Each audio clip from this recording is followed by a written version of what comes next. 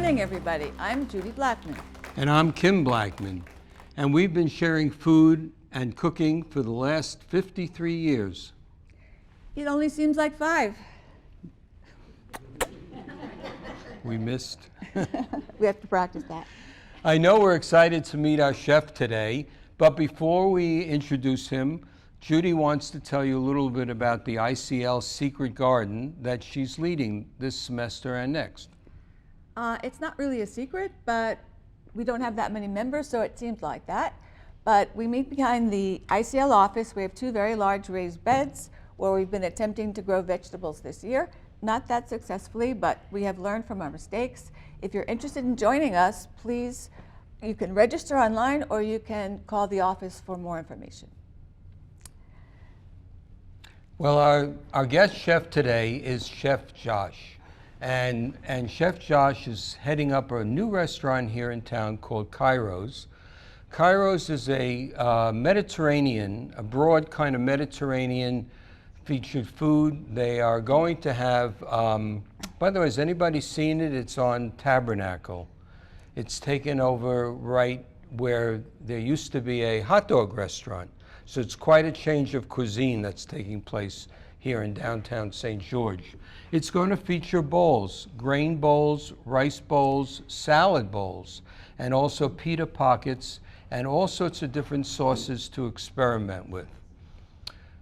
Josh today is going to help us wow our dinner guests with a full, complete Mediterranean dinner. Chef Josh is going to show us how to make 3 delicious, classic Mediterranean dishes: Moroccan beef and lamb kofta, tzatziki sauce, and harissa marinated vegetables. Wow, that sounds just great. I can't wait. And you know, Josh is definitely the one to show us all this because he has quite a background in restaurant and food preparation, which started, believe it or not, in Des Moines. Did I do that right? Des Moines. Des Moines. Okay, Des Moines, Iowa, where he grew up with a mom who had a small catering business, and he would help out, and it created he got a lot of feeling of warmth and creativity from cooking and presenting foods. And from there, he made his way, excuse me, to the prestigious New England Culinary Institute in Burlington, Vermont. After graduating from that, he ended up, and of course there were lots of other stops on the way, but he ended up working for almost 20 years at the most famous restaurants and hotels in Las Vegas. And now we're fortunate to have him here in St. George, and he's bringing a lot of exciting culinary adventures to our town. Well, after a word from our sponsor, we will meet Chef Josh.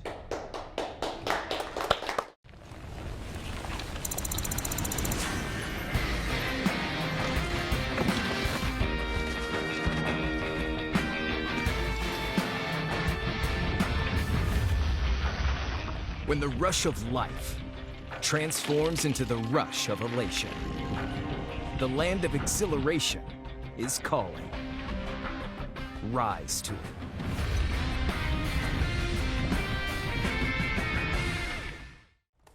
Welcome back, everyone, and welcome to our chef, Josh, from Farmstead. Tell us about that. Well, Farmstead is the bakery right up the street here off Tabernacle, super popular place.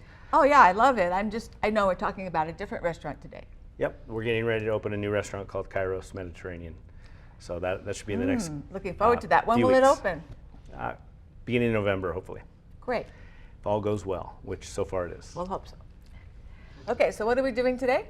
So we're going to make a few dishes that are Mediterranean inspired, you'll be featured in some sort of variation at Kairos. Okay. We're going to start off with classic Mediterranean sauce, tzatziki sauce. Wow, so that's great. A lot of you have probably had that sauce in a Euro sandwich or other Mediterranean dish, but we're going to do our version of it right now. Okay, let's go. Cool. So one of the first, I'll switch places with Okay. you. One of the first steps that we're going to do is we're going to grate and squeeze the cucumber. So we don't want too much moisture in the cucumber. Okay. It's a cucumber and yogurt-based sauce. if we have too much water in the cucumber, it'll dilute the Set. sauce and change the texture. So It's like when you make potato pancakes, you have to squeeze out all the water from the yep, potatoes. just like that. So we're going to take the cucumber, we're going to look at the big holes on the grater, and just away we kinda- go. Away we go. Whoops, I'm a great grater. Great grater. So when you go to culinary school, do you learn mundane things like this? How to grate things? And it's all from experience and school. I mean, you practice, practice, practice, and you get to where you don't cut yourself with a knife, and you don't. And what about using the mandolin? Sure. How many people Everybody cuts themselves at least once on that. and how many fingers are left on the table with that? I haven't seen too many fingers, but it's typically when you have the julienne blade, you see some little nicks. Right. I've had that. It doesn't. happen. Ideally, we learn from our Oops. mistakes, and we don't make a habit of it. Yeah, that's great. So you can see, ideally, what the big holes on the grater will do, it'll give us some nice texture to the sauce as well. Mm-hmm. A little bit Such of a pretty color. color, yeah. Yep. So now I'm going to switch you back places. Okay. Essentially, what we're going to do is you can just take a simple paper towel to do this, or you can use a very clean kitchen towel, and you're going to see how much water actually comes out of this. And it's not even a whole cucumber. Not even a whole cucumber, but so we're going to. Wow. Pretty juicy. And we want as much out of there as possible for the right texture for the sauce, and we just get that pure cucumber. So you can do that with Flesh. a paper towel? Yep, paper towel right here. Do you Yep. do anything with the water that comes out? You could. You could drink it probably, You right? could definitely drink it. Cucumber water. So you can see as we take this out of the towel,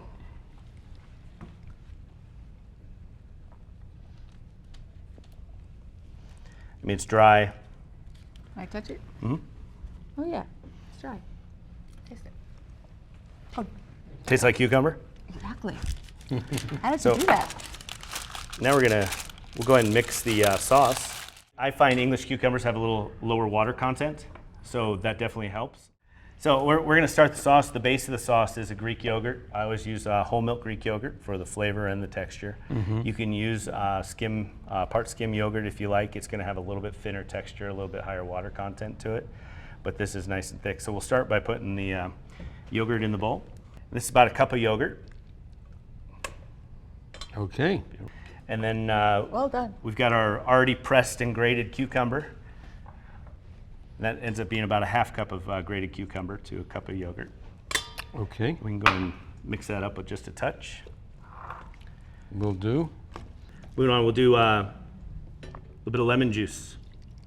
Keep mixing. Yep, Everything Okay. has to be combined. yep. And then we have chopped garlic mixed with a little bit of olive oil. And we'll, actually, here, I'll grab that. We'll actually scrape that out real quick. And that's fresh garlic just in some olive oil. Fresh mint, Love mint. fresh dill, That is smelling wonderful. and then a little bit of kosher salt and ground white pepper. White pepper. Yeah. Tell us about the white pepper instead of black. I mean, it just has a different flavor profile. So depending on what you're making and what flavor profile you're looking for, black is a little bit fruitier. You'll find that white is a little bit, for lack of a better word, dustier or spicier. And to me, for tzatziki sauce or a lot of white sauces like this that are maybe yogurt or cream based, white pepper is the right flavor profile. I think you got it. Yep.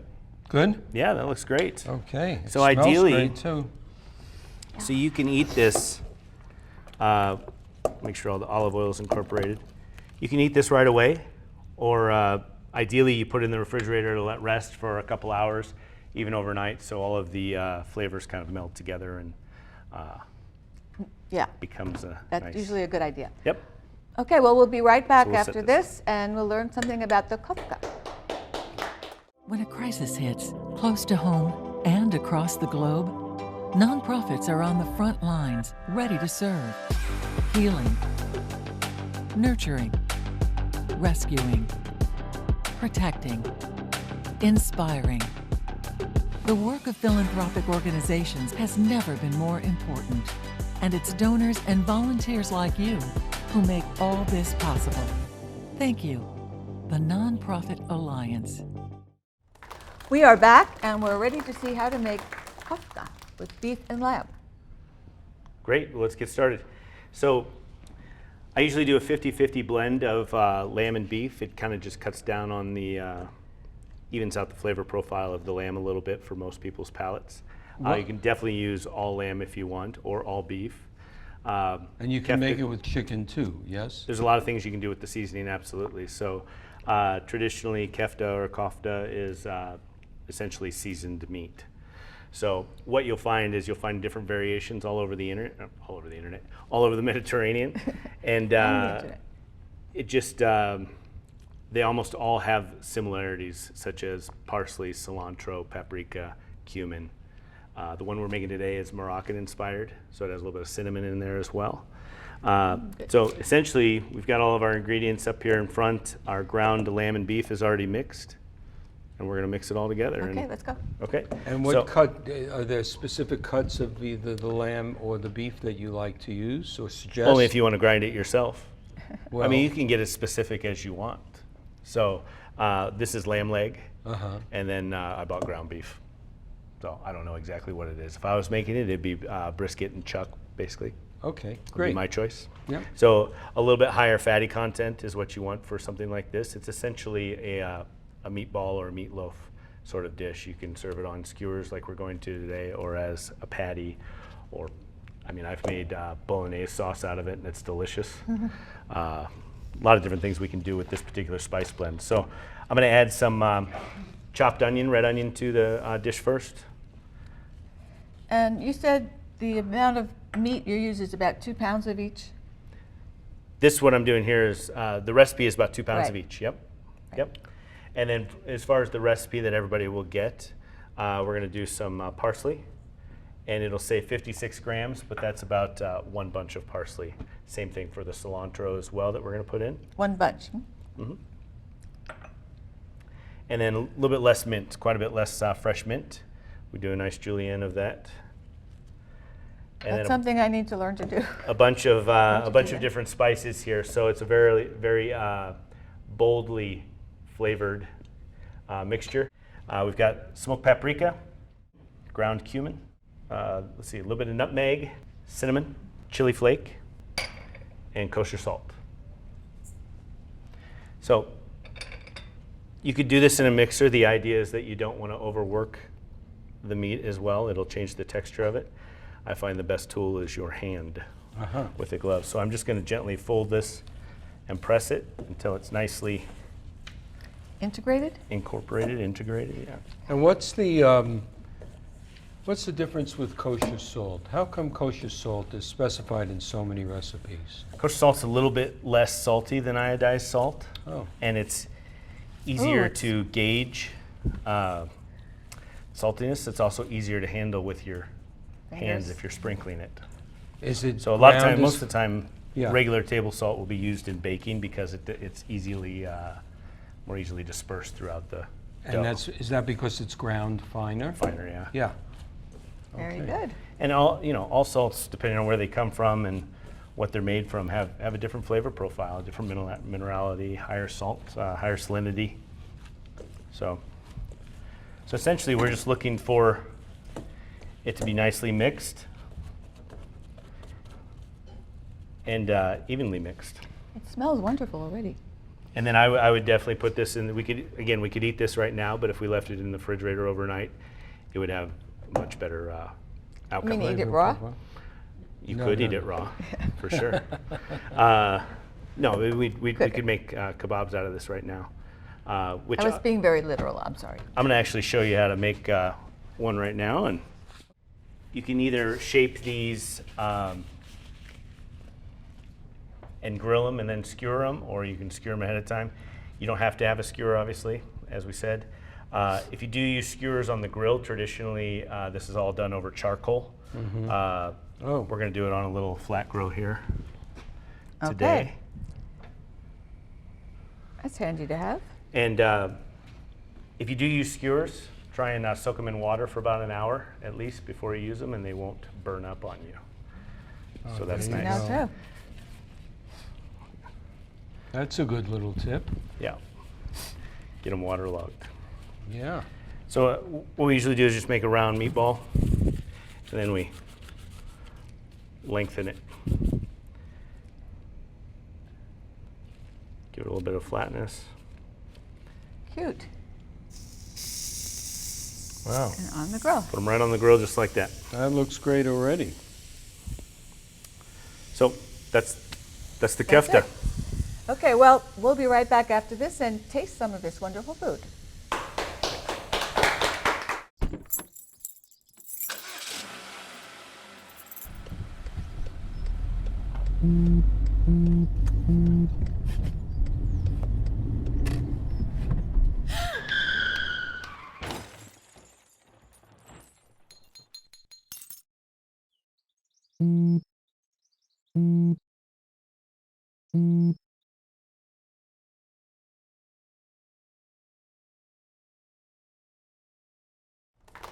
Welcome back. We're here with Chef Josh, and we're going to get a chance to taste some of this delicious Mediterranean food.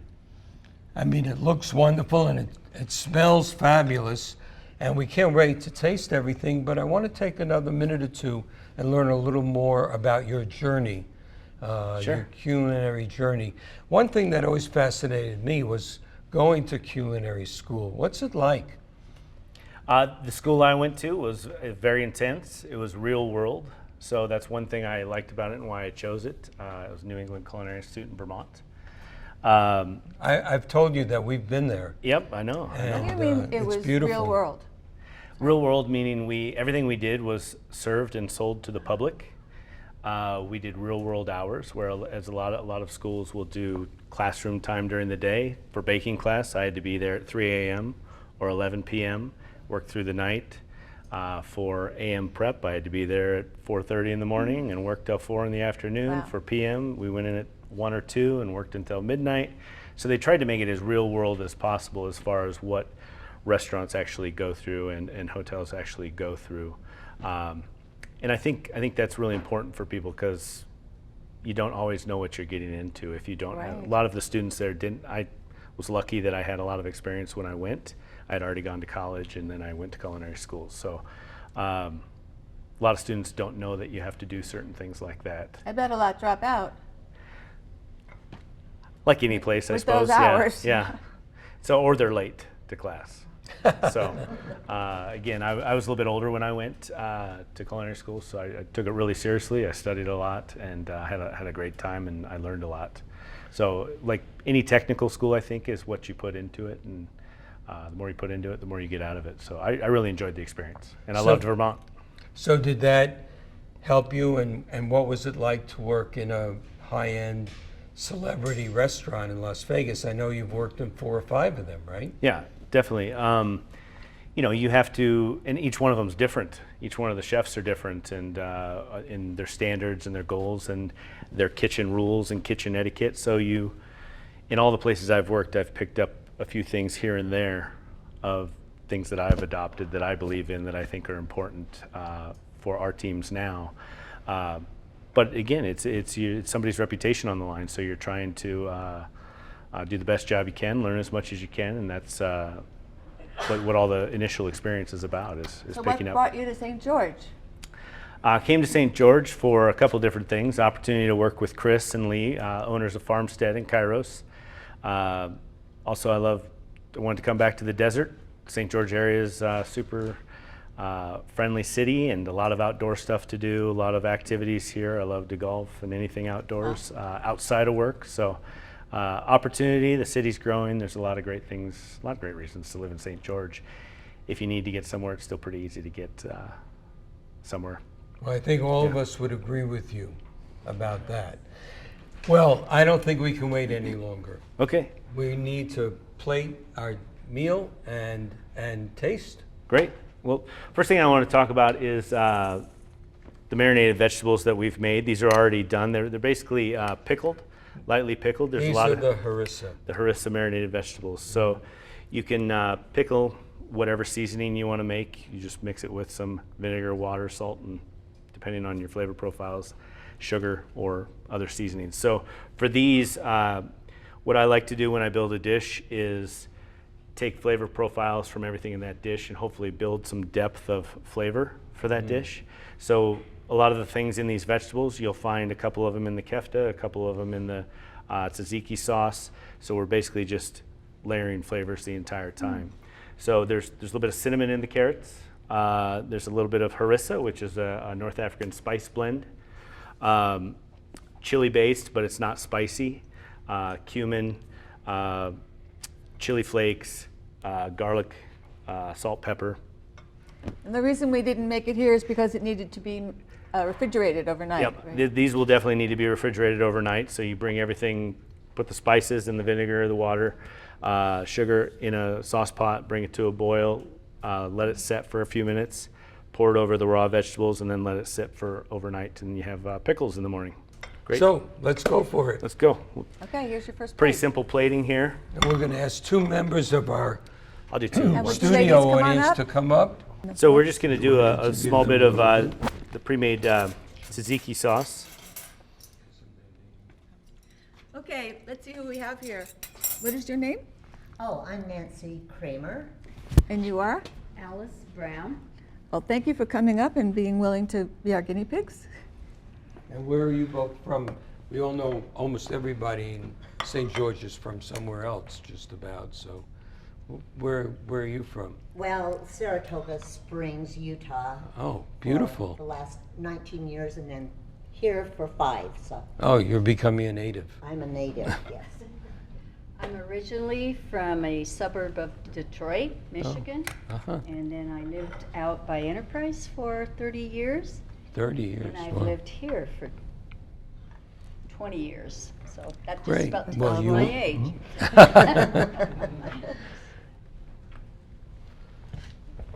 Well, thanks for tasting. Okay. Giving us the opportunity. So he added some olive oil and now some black pepper. A little cracked pepper. And then, when everything kind of needs a garnish to look somewhat pretty.